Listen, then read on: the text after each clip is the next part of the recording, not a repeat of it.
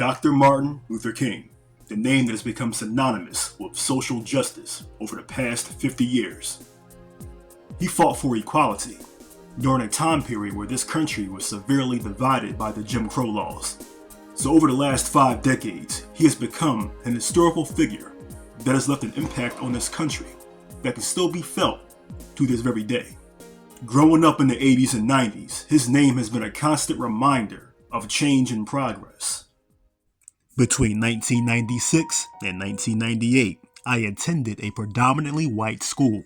I was one of the very few African American students at that time. During this period, I remember reflecting on the Martin Luther King speech, "I Have a Dream." I have a dream. My 4 little children will one day live in a nation where they will not be judged by the color of their skin, but by the content of their character. I have a dream. I have a dream that one day every valley shall be exalted. Every hill and mountain shall be made low. The rough places will be made plain, and the crooked places will be made straight. And the glory of the Lord shall be revealed, and all flesh shall see it together. A dream just 30 years from then seemed impossible. It seemed far-fetched to the regular American man, where blacks had to use a certain bathroom or sit in a certain portion of the bus. And now we're integrated together as a whole. But let's come back to the present. What has happened? What has progressed since then?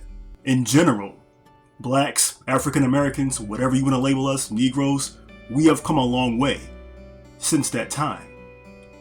But also, there is a caveat to all this. Because I've noticed since even the last 10 or 20 years, there's been a problem in our communities where we are literally just killing each other. What happened to the structure, the nucleus of the black family? What happened to the unity that we had during that time period? We were marching. It seems to be a time so far gone. A time when families prayed together. Households were ran with structure.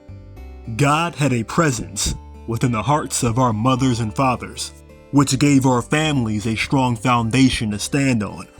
We had a family-oriented mindset. These values that we held to made our community safer and family-oriented. Now, we treat each other like distant strangers. The way I see it, be the change that you want to see. Each one, teach one. If one household in the black community raises their kids to be, morally, grounded, that has good values, imagine the impact they can have with other kids in the same neighborhood. Let's take care of our communities. Let's take care of our homes. Let's stop throwing trash on the ground. Let's stop killing each other. Take better care of our properties. And whether people want to believe it or not, music has a very serious effect on everybody.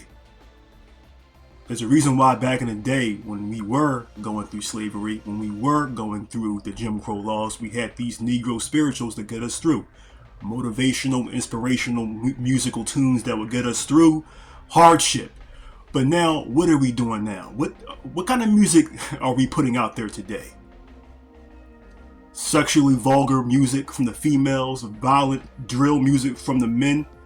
And then we wonder why we got a bunch of women out here having babies they don't want or can't take care of. In the meantime, we got guys out here being bums, selling drugs, going to jail. Pants sagging, criminal records, can't find a job, and then blame the system for their problems because they said they grew up poor. But that's no excuse. How long is that going to be our crutch? Being poor did not stop our relatives, our ancestors from pushing through and making ends meet. That's the difference.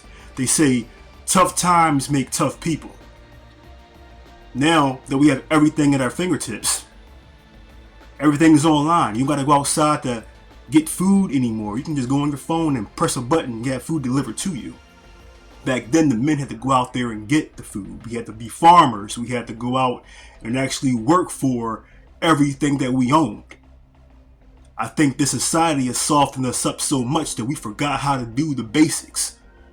Raising a family, having the wherewithal to even just go out and do what you have to do without blaming other people for your problems. It's accountability. So the question is, did the dream become a nightmare? I say it's even. We have a lot of work to do still. As much freedom as we have now, we seem to be restricted mentally. Can't get past our own stuff. I want to say a different word, but I'm not. But yeah, we have to really, as a community, and I'm not saying we're all like this. I'm speaking general population. What the media pushes out there, because if you watch every single TV show, we're being portrayed a certain way. Which is, by the way, social engineering, because they want you to be that way. They want you to be blinded. They want to keep you at a certain status quo where everyone is acting the same, talking the same, moving the same, dressing the same. They're programming you. That's all it is. Mental slavery. We went from chains to mental bondage. The last 100, 150 years. We all have a choice. But I'm going to close with this. Dr. Martin Luther King, he was assassinated at the age of 39. I just turned 39 a few days ago. As a matter of fact, me and Dr. King, we shared the same birthday. So, looking at that and put it in perspective, he was a young man. He still had so much to give, and his life was cut short.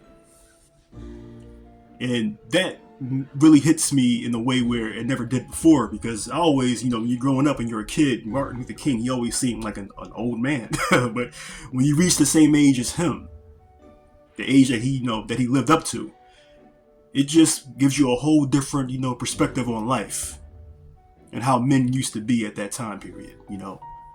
Looking at, the brothers like Malcolm X and the guys like that, they were all around the same age I am right now.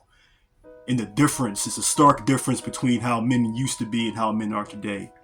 And I think it's a damn shame. Okay, I think I said everything I needed to say at this time. Yeah, I'm gonna close it now. I want you guys to have a good day, a good evening, and I'll talk to you soon. Be blessed.